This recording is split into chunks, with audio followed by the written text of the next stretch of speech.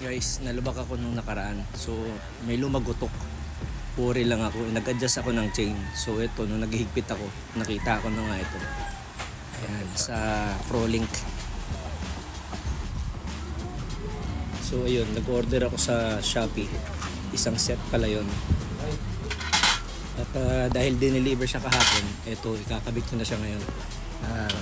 Panoorin nyo ako guys, pag-aralan natin to. First time ko gagawin to. Kakalasin ko muna tong pipe guys. Mukhang mas madali siyang gawin pagka wala tong pipe.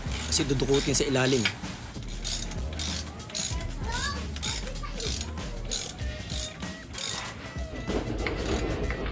Kailangan ng helper dito. Hindi mo maaabot yung kabila. Ain't nobody stopping me. Iba walang kaloob. Ito talaga nakasok.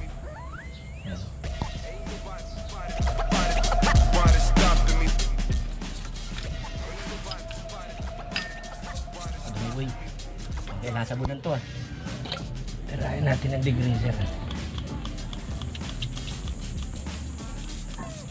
Tignan natin kung puputi pa. Napakadumi.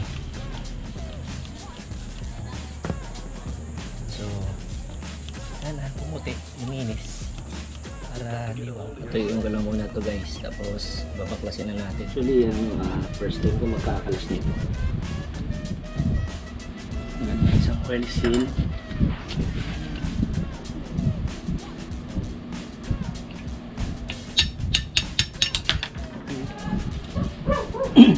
Kailangan siguro sprayan mo na lahat ng WD-40 para lumuwag.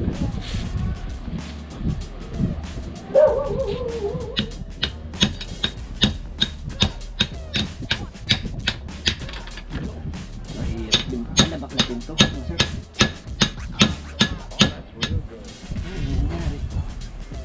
Stack-ups. Bigas.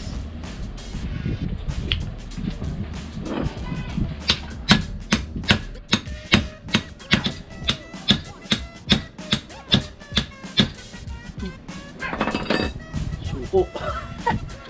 Mas malaki.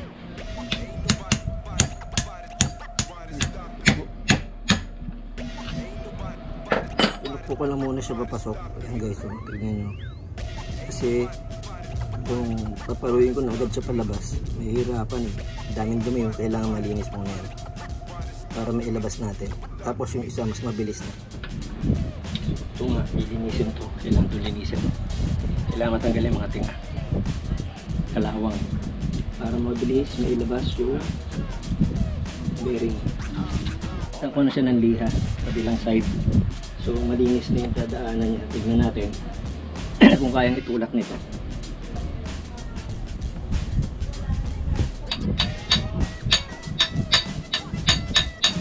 Yun, tanggal na.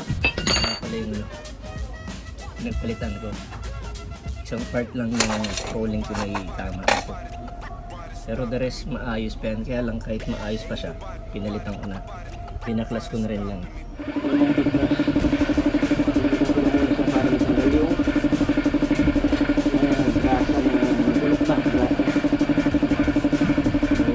Guys, yung stain niya, yan yung itim. Kayang linisin nyo kerosene. Yung tatanggal. So, ito lang, dito na rin lang naman to, linisin ko na. At maraming salamat nga pala kay Sir Marvin Tilus o Nivram Tilus sa info kung saan mabibili yung parts, saka sa CBX community. Thank you, thank you. Para lininis lang todo. Tapos kagrasahan ko lang. Mabulabog lang yung kalawang. Eto, yan, nalinis ko na siya. Tama. Luminis, di ba? Ang itim na kanina. Ang daming libag. Kailangan maalis natin yan bago ilagay yung bearing. I-repack natin ng brasa. Salpak. Ano ba to? First time ko lang magkakabit nito guys. Naku.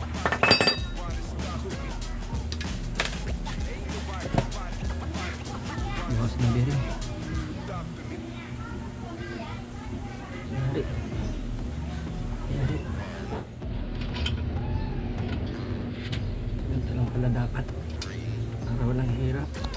sarado.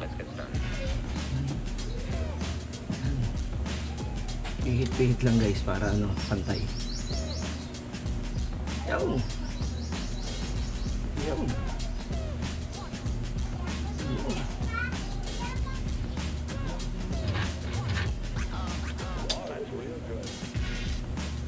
Dali. Uy, dali. Uy, nice. Isa. Okay na guys. So, ayan. Sasagad ko na lang yung bearing kung hanggang saan yung oil seal. Okay guys, kabila. Lord, salamat po Lord. Pinakaban. At, yun na nga. Yan. Salamat. Tingnan ka ba dyan?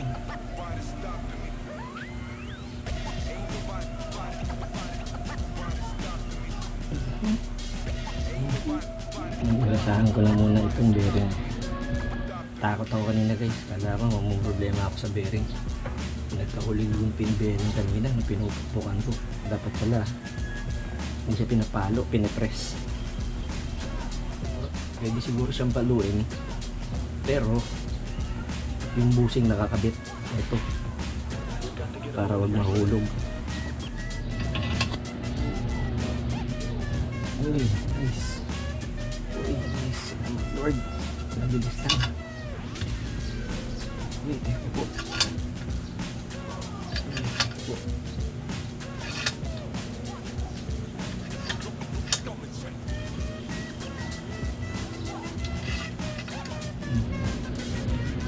Last na bearing na to guys.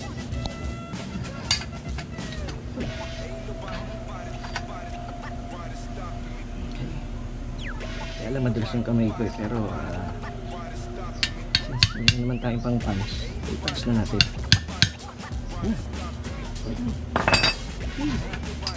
Okay ah. Okay, pattern sa na ang pattern. Yun. Guys, ito na yung skagat natin. Nakarepak na siya ng grease. Sasalpa ko na lang ulit siya dun sa CBX. Step by step, isisend ko sa inyo yung video. Kikita na lang tayo guys. Sinalpak ng isa-isa. Madali lang naman siya balas. Tsaka ibalik. Pero kailangan mo lang talaga ng helper na stopper yan. Sa kabila. May channel din siya, Jason Bagley. Next to.